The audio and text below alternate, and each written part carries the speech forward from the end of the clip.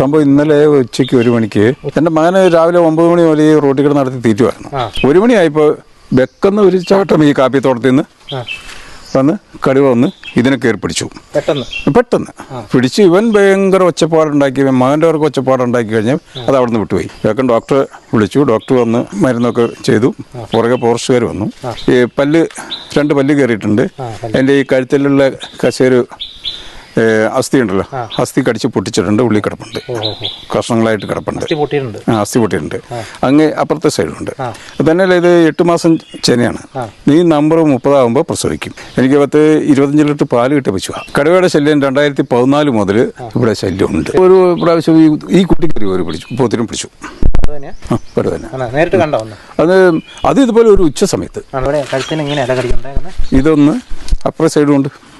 അതിനകത്ത് വലിയ ബോളായിട്ട് തുണി കുത്തിക്കയറ്റി വെച്ചേക്കണതാ. അത്ര വലിയ ആഴമുണ്ടല്ലേ? വലിയ ആഴം.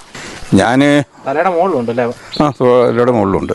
ക്ഷീണമുണ്ടല്ലേ പശുവിന്? ഭയങ്കര ക്ഷീണമല്ല, ഭയങ്കര ക്ഷീണം. തീറ്റ വെള്ളം കുടിക്കാനൊന്നും പറ്റുന്നില്ല. ഗർഭിണിയായിട്ടുള്ള 8 മാസം ഗർഭം. ഈ നവംബർ 30 പ്രസവിക്കും. ഇത് ജീവിച്ച് കിട്ടിയാലും ഇതിന് പാല് കിട്ടില്ല എന്ന് പറഞ്ഞു ഡോക്ടർ. ഈ ഭയങ്കരമായിട്ട് മരുന്ന് കയറുന്നുണ്ടല്ലോ. ഇത് വിഷമാണല്ലോ ഈ കടുവ എന്ന് പറയുന്ന സാധനം. അതിന് പോയിസൺ. ക്യാമറ വെച്ചിട്ടുണ്ടെന്ന് പറയുന്നത് എനിക്കറിയില്ല. പുതിയത് കിട്ടണമെങ്കിൽ ഒരു 1.5 ലക്ഷം രൂപയുടെ മുകളിൽ കൊടുക്കണം. കഴിഞ്ഞ രാത്രി ഒരു വെളുപ്പായിപ്പോൾ ഒരു ഒളിച്ച കിട്ടും.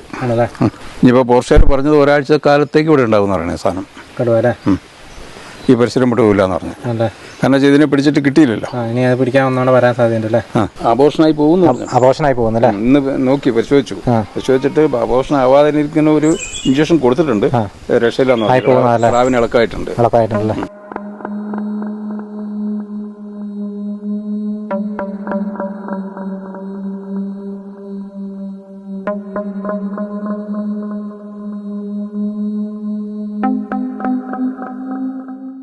നമസ്കാരം. നമ്മളിപ്പോൾ ഉള്ളത് വയനാട് ജില്ലയിലെ പുൽപ്പള്ളി കാപ്പിക്കുന്ന് എന്ന് പറയുന്ന സ്ഥലത്താണ്. ഇവിടെ ഇന്നലെ ഒരു കർഷകൻ്റെ പശുവിനെ കടുവ ആക്രമിക്കുന്നൊരു സാഹചര്യം ഉണ്ടായി. പശുവിന് തരക്കേടില്ലാത്ത പരിക്കുണ്ട്. അപ്പോൾ ഏതായാലും പശു ഇപ്പോൾ ചികിത്സയിലാണുള്ളത്. നമ്മളിപ്പോൾ ആ ഒരു കർഷകൻ്റെ വീട്ടിൻ്റെ അവിടെയാണുള്ളത്. അപ്പോൾ ഇവിടെ മേയ്ക്കാൻ വിട്ടപ്പോൾ അവിടെ നിന്നാണ് സംഭവിച്ചതെന്നാണ് പറഞ്ഞത്. അപ്പോൾ ഏതായാലും നമുക്ക് ആ ഒരു കർഷകനോട് നേരിട്ട് ഈ കാര്യങ്ങളൊന്ന് ചോദിച്ച് മനസ്സിലാക്കാം. ചേട്ടൻ്റെ പേരെങ്ങനെയാണ്? എൻ്റെ പേര് എൽദോസ്. എന്നാ സംഭവം ഉണ്ടായേ? സംഭവം ഇന്നലെ ഉച്ചയ്ക്ക് 1 മണിക്ക് ഉച്ചയായപ്പോൾ 1 മണിയായപ്പോൾ എൻ്റെ മകന് രാവിലെ 9 മണി മുതൽ ഈ റോട്ടിൽ കിടന്ന് നടത്തി തീറ്റുമായിരുന്നു. എന്നാലും ഇത് മാത്രമല്ല വേറെയും പശുക്കളെ എല്ലാത്തിനെയും അഴിച്ചുവിട്ട് തീറ്റിക്കൊണ്ടിരുന്നു. 1 മണിയായപ്പോൾ വെക്കുന്ന ഒരു ചാട്ടം ഈ കാപ്പിത്തോട്ടത്തിൽ നിന്ന് വന്ന് കടുവ വന്ന് ഇതിനെ കയറി പിടിച്ചു.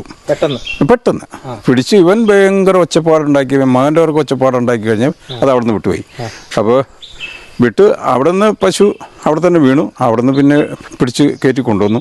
വേഗം ഡോക്ടറെ വിളിച്ചു. ഡോക്ടർ വന്ന് മരുന്നൊക്കെ ചെയ്തു. പുറകെ ഫോറസ്റ്റുകാർ വന്നു. ഫോറസ്റ്റുകാർ ഇന്നലെ രാത്രിയും പല പ്രാവശ്യങ്ങളൊക്കെ ഇവിടെ വന്നു. എല്ലാം വിളിച്ചറിയിച്ചത്. അപ്പോൾ ഇന്നിപ്പോൾ ഡോക്ടർ വന്ന് ഇന്നലെയും വന്ന് ഒത്തിരി പണിയെടുത്തു. ഇന്ന് ഡോക്ടർ വന്ന് ക്ലീൻ ചെയ്ത് കഴിഞ്ഞപ്പോൾ പറഞ്ഞ് ഈ 2 പല്ല് കയറിയിട്ടുണ്ട്. എൻ്റെ ഈ കഴുത്തിലുള്ള കശേരു അസ്ഥി ഉണ്ടല്ലോ, അസ്ഥി കടിച്ച് പൊട്ടിച്ചിട്ടുണ്ട്. ഉള്ളി കിടപ്പുണ്ട്, കഷ്ണങ്ങളായിട്ട് കിടപ്പുണ്ട്. അസ്ഥി പൊട്ടിയിട്ടുണ്ട്. അങ്ങ് അപ്പുറത്തെ സൈഡിലുണ്ട്. തന്നെയല്ല ഇത് 8 മാസം ചെനയാണ്. ഈ നമ്പർ 30 ആകുമ്പോൾ പ്രസവിക്കും. ഇത് 2ാമത്തെ ചെനയാണ്. എനിക്ക് 25 ലിറ്റർ പാല് കിട്ടിയ പശുവാണ്. 25 ലിറ്റർ പാല് കിട്ടുന്ന പശുവാണ്. കിട്ടിയതാണ് ആദ്യത്തെ പ്രസവത്തിന്. ഇത് 2ാമത്തെ ചെനയാണ്. ഇത് ഇനം എച്ചപ്പ്, ജേഴ്സി എച്ചപ്പാണിത്. ഇവിടെ പറമ്പ് കാപ്പിയൊക്കെ അല്ലേ സംഭവം? കാപ്പിത്തോട്ടങ്ങളല്ലേ? അപ്പോൾ ഇത് എന്താ പറയുക, ഇവിടെ ഇങ്ങനെ കടുവയുടെ ശല്യം ഉള്ളതാണോ? കടുവയുടെ ശല്യം 2014 മുതൽ ഇവിടെ ശല്യമുണ്ട്. സ്ഥിരമായിട്ടൊന്നുമില്ല. 2-3-4 വർഷം കൂടുമ്പോൾ ഇങ്ങനെ സംഭവം. ഇങ്ങനെ തൊഴുത്തിൻ്റെ ഇവിടെയൊക്കെ വന്നിട്ട് പിടിച്ചിട്ടുണ്ടോ? തൊഴുത്തിൻ്റെ അടുത്ത് ഒരു പ്രാവശ്യം ഈ കുട്ടിക്ക് ഒരു പോത്തിനും പിടിച്ചു. നേരിട്ട് കണ്ടോ? അത് ഇതുപോലെ ഒരു ഉച്ച സമയത്ത്. നേരിട്ട് കണ്ടില്ല. ഭയങ്കര സൗണ്ട് കേട്ടോണ്ട് ഞങ്ങൾ പുറത്തിറങ്ങി കഴിഞ്ഞപ്പോൾ വിട്ടിട്ട് പോയി. കണ്ടില്ല. അത് അന്നേരം എത്തും. ഇവിടെ നിന്ന് തന്നെ എത്താറുണ്ട്. അപ്പോൾ ഇനിയിപ്പോൾ പശുവിന് എങ്ങനെയാ ഇപ്പോൾ ക്ഷീണമോ കാര്യങ്ങളൊക്കെ ഉണ്ടോ? ക്ഷീണമാണ് ഇത്. ക്ഷീണം അല്ലേ? അപ്പോൾ എവിടെ കഴുത്തിന് ഇങ്ങനെ ഇല കടിക്കണ്ടേ? ഇതൊന്ന് അപ്പുറ സൈഡും ഉണ്ട്. അതിനകത്ത് വലിയ ബോളായിട്ട് തുണി കുത്തി കയറ്റി വെച്ചേക്കണതാ. ഓ, അത്ര വലിയ ആഴമുണ്ടല്ലേ? ആ, വലിയ ആഴം. ചേട്ടൻ നേരിട്ട് കണ്ടില്ലേ കടുവനെ? ഞാൻ കണ്ടില്ല, എൻ്റെ മോനാണ്. ഞാൻ തലയുടെ മുകളിലുണ്ടല്ലേ? ആ, തലയുടെ മുകളിലുണ്ട്.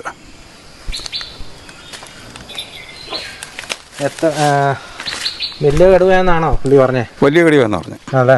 വലിയ കടുവയെന്ന് പറഞ്ഞു. കണ്ടില്ല, പൊഴിപ്പെടുക്കുന്നുണ്ട്. ക്ഷീണം ഉണ്ടല്ലേ പശുവിന്? ഭയങ്കര ക്ഷീണമല്ലേ, ഭയങ്കര ക്ഷീണം. തീറ്റേനെ വെള്ളം കുടിക്കാനൊന്നും പറ്റുന്നില്ല. ഗർഭിണിയായിട്ടുള്ള പശുവിടെ? ആ, ഗർഭിണിയായിട്ടുള്ള 8 മാസം ഗർഭം. സാധാരണ എത്ര? 12 മാസം? 10 മാസം. 10 മാസം അല്ലേ? 10 മാസം തേച്ച് വേണ്ട. അല്ലേ? ഈ നവംബർ 30 പ്രസവിക്കും ഇത്. ആണല്ലേ?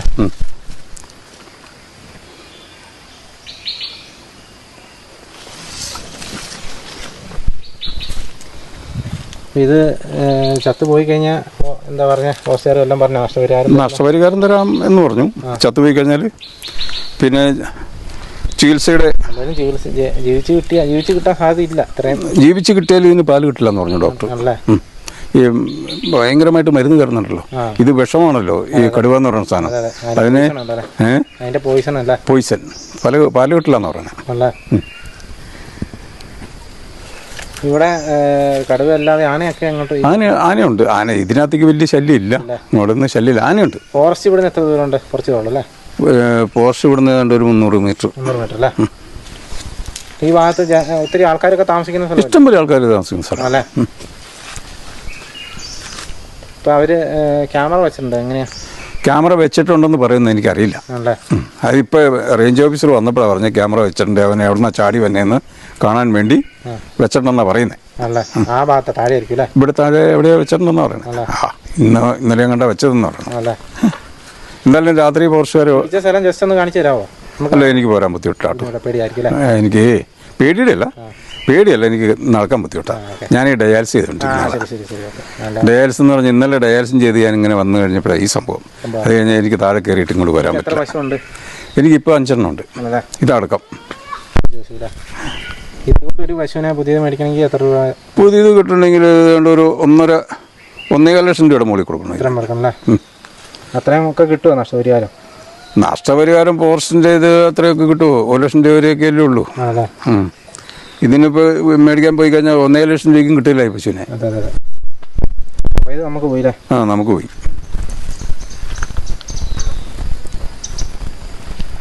ഈ കടുവയും ആനയല്ലാതെ മറ്റ് ഏതെങ്കിലും മൃഗങ്ങളൊക്കെ? കുരങ്ങ്, പന്നി, കുരങ്ങ് എല്ലാം ഉണ്ട്. ഈ പ്രദേശം നാട് മൊത്തം ഉണ്ട്. ഇത്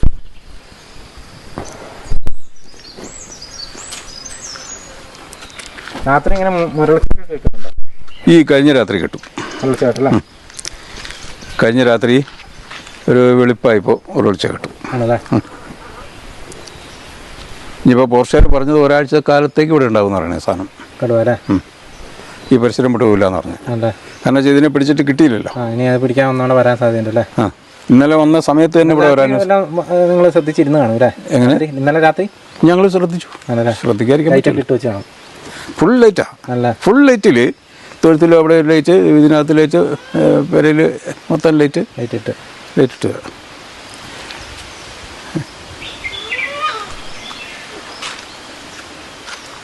ആടുകളെയൊക്കെ ഇതിന് മുന്നേ പിടിച്ചിട്ട് വല്ലതും? ഇല്ല. ആട് ഞാൻ കുറച്ച് നാളായുള്ളൂ അതിനെ വളർത്താൻ തുടങ്ങിയിട്ട്. അതിപ്പോൾ വിറ്റ് കളയേണ്ട ഒരു സ്ഥിതിയിലേക്കാണ് ഉള്ളത്. അതിനെ വളർത്താൻ പറ്റില്ല. നമുക്ക് ഈ ദൃശ്യങ്ങളിൽ കാണാം. ഇതാണ് ഈ ചേട്ടൻ്റെ തൊഴുത്ത്. അവിടെ ആടുകളും അതുപോലെ തന്നെ പശുക്കളും ഒക്കെ ഉണ്ട്. മറ്റ് 4 പശുക്കളും ഉണ്ട്. മൊത്തം 5 പശുവാണ് തന്നെ. അതിനകത്ത് ഗർഭിണിയായിരുന്ന ഒരു പശുവിനെയാണ് ഇപ്പോൾ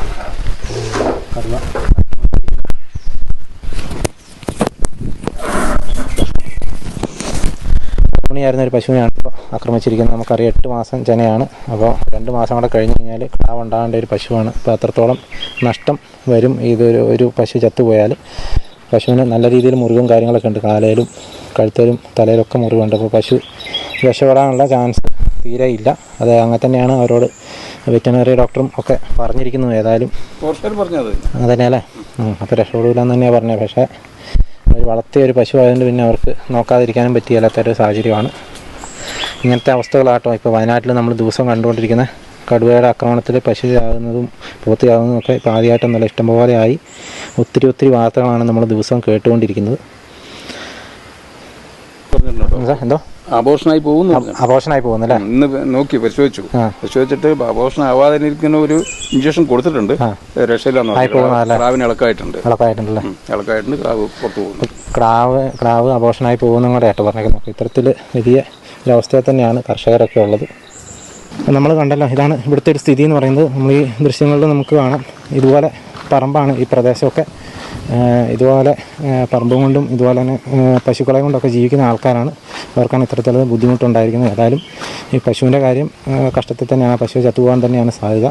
അപ്പോൾ ഇതുപോലെ ഒത്തിരി കേസുകളാണ് നമ്മൾ ദിവസവും കാണുന്നത്. ഇതിനൊരു പരിഹാരവും ഉണ്ടാകുന്നില്ല. അപ്പോൾ ഇത്രയൊക്കെയാണ് എനിക്ക് വീഡിയോയിലൂടെ കാണിക്കാനുള്ളത്. അപ്പോൾ വീണ്ടും മറ്റൊരു ദിവസം മറ്റൊരു എപ്പിസോഡുമായി വീണ്ടും കാണാം. Thank you.